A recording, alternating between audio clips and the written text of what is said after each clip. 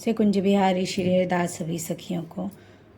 आज हम श्री गौर किशोर शिरोमणि जो वृंदावन में रहकर अपनी सेवा करते थे उनकी चरित्र श्रवण करेंगे। रामदासी की माँ एक पतिव्रता स्त्री थी। उन्होंने पति के देह के त्याग के समय उन्होंने सती होने की इच्छा प्रकट की। स्वजनों ने उन्हें समझाया और सती होने में कितना कष्ट होता है यह बतला कर डराया। उसी समय उन्होंने अपनी एक उंगली को घी में डुबोकर और घी को दीपक की और उंगली को लौ पर रख दी। उंगली थक कर जलने लगी, धधक कर जलने लगी। उसे दिखाकर उन्होंने कहा, देखो मुझे कुछ भी कष्ट नहीं हो रहा है। तब पति के ज्वलंत चिता की 7 बार परिक्रमा कर वे उसमें कूद पड़ी। आज भी वह स्थान जहाँ वह सती हुई थी वर्धमान जिले में गुस्करा स्टेशन के निकट और ग्राम में सतीडांगा नाम से प्रसिद्ध है।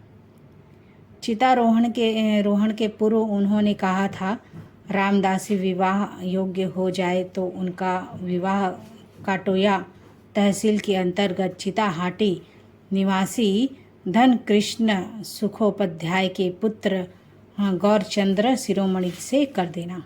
रामदासी की उम्र उस समय 1.5 वर्ष की थी। गौरचंद्र भी बालक थे। पढ़ने लिखने से उनका कोई सरोकार था नहीं।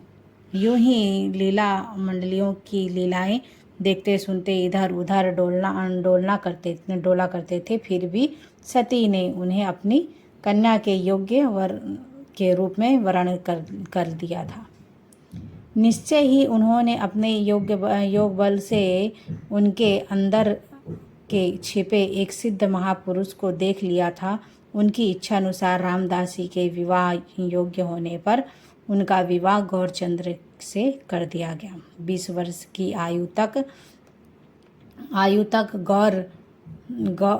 गौर चंद्र पुस्तक से भेंट तक न हुई थी। एक दिन ग्रामवासियों ने कहा, गौर तू अपने कुल का कलंक बनकर रह गया है। बस उसी दिन से उन्हें पढ़ने की छटपटी लग गई। किसी पंडित से कुछ लिखना पढ़ना सीखने के पश्चात काटोया में पंचानन तर्क रत्न की टोक में भर्ती हो गए और कुछ दिन बाद काटोया के गौरांगवाड़ा में एक वाड़ंगा के सखी चरण दास पंडित बाबा के निकट अध्ययन कर भक्ति शास्त्र में पारंगत हो गए। फरदियपुर के श्री विनोद लाल ठाकुर महाशय से श्री कृष्ण मंत्र की दीक्षा ली और तत्पश्चात काटोया की श्री गौरांग महाप्रभु के नाट्य मंदिर में रहकर अध्यापन करने लगे। कुछ ही दिनों में एक महान पंडित के रूप में उनकी ख्याति चारों ओर फैल गई।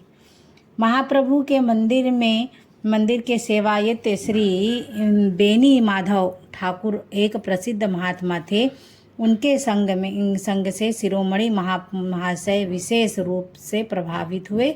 एक दिन महाप्रभु के मंदिर में बहुत से ब्रजवासी वैष्णव आकर ठहरे। उनकी सेवा का सुयोग पाकर बेनी माधव ठाकुर का हृदय आनंद से नाच उठा। उन्होंने गृहिणी से उनके भोग राग की अच्छी व्यवस्था करने को कहा। वह बोली, आज भोग राग के लिए घर में है ही क्या, आपने तो पहले ही वैष्णव सेवा के आवेश में रहकर सब खर्च कर दिया है। यह सुनकर ठाकुर चिंता में पड़ गए और कुछ उपाय सोचने लगे। थोड़ी देर में शिरोमणि ने देखा कि उन्होंने अपने घर का एक दरवाज़ा निकाल लिया है और उसे सिर पर ढोकर वैष्णव सेवा के हेतु बाजार बेचने जा रहे हैं। यह देखकर उनके नेत्र अश्रु सिद्ध हो गए और देह कांपने लगा और वे मूर्छित होकर गिर पड़े। कुछ दिन उन्होंने वैष्णव सेवा का जो पाठ सीखा वह उनके दैनिक जीवन का एक अंग बन गया।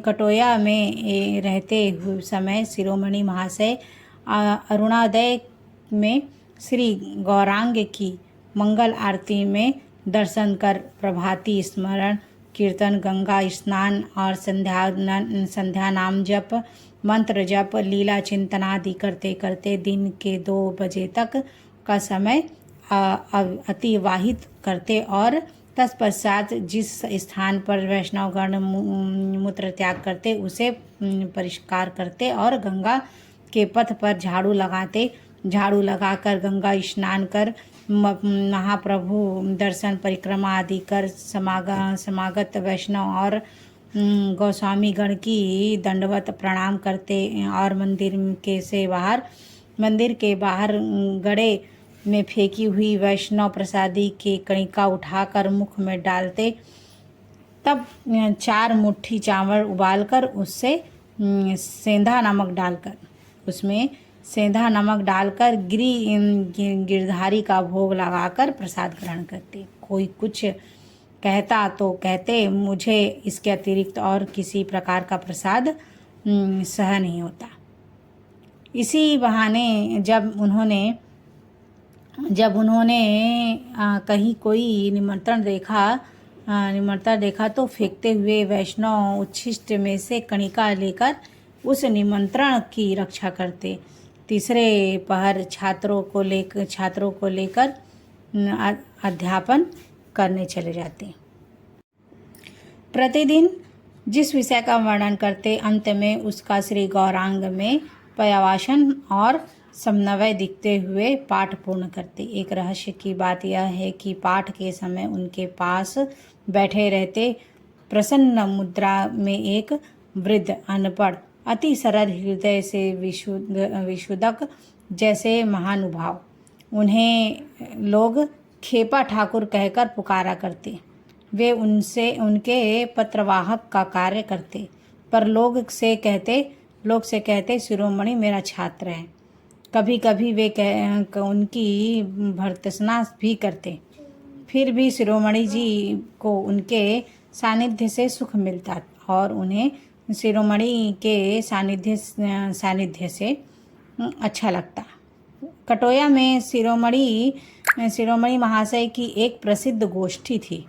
श्री विनोदी ठाकुर तो उनके एक प्रमुख सदस्य थे ही। ढाका के उथली ग्राम निवासी अर्ध तनस्वी श्री वृंदावन चंद्र गोस्वामी प्रभु और उनके बड़े भाई जगत बंधु प्रभु भी गृह त्याग कर और श्री किशोरदास बाबाजी महाराज से वेश ग्रहण कर उनकी गोष्ठी में सम्मिलित हो गए। यह लोग पाठ कीर्तन और बड़े बड़े प्रकार से अपनी गोष्ठी में सम्मिलित करते हुए बड़े अनुरोध से भजन कीर्तन करते। एक बार जगत बंधु प्रभु के अनुरोध से शिरोमणि महाशय ने 35 दिन तक नित्य 3 घंटे पाठ कर जन्मादस्य श्लोक की गौर पक्ष से सामंजस्य रखते हुए बड़ी अद्भुत व्याख्या की। उसे सुनकर प्रभुपाद ने कहा, पाठ सुनकर धन्य हुआ, तुम्हारे ऊपर 6 गोस्वामियों की पूर्ण कृपा है, इनमें तनिक भी संदेह नहीं है। एक ब्राह्मण जमींदार आग्रह कर एक बार शिरोमणि महाशय को 1 मास के भगवत पाठ के लिए वर्धमान के निकटवी वातो ग्राम से समदलबर पर जाना पड़ा। वहां जाकर उन्हें पता चला कि इस ग्राम में विष्णु मंदिर या शालिग्राम की सेवा नहीं है। उसी समय उन्होंने जमींदार को बुलाया और जिस ग्राम में विष्णु की पूजा अर्चन नहीं, उसमें मैं जल भी ग्रहण नहीं करता, शीघ्र वहां से लौटने की तैयारी करने लगे। श्री कुंज बिहारी श्री हरिदास सभी सखियों को आज के लिए इतना ही शेष कर। श्री हरिदास, श्री कुंज बिहारी श्री हरिदास।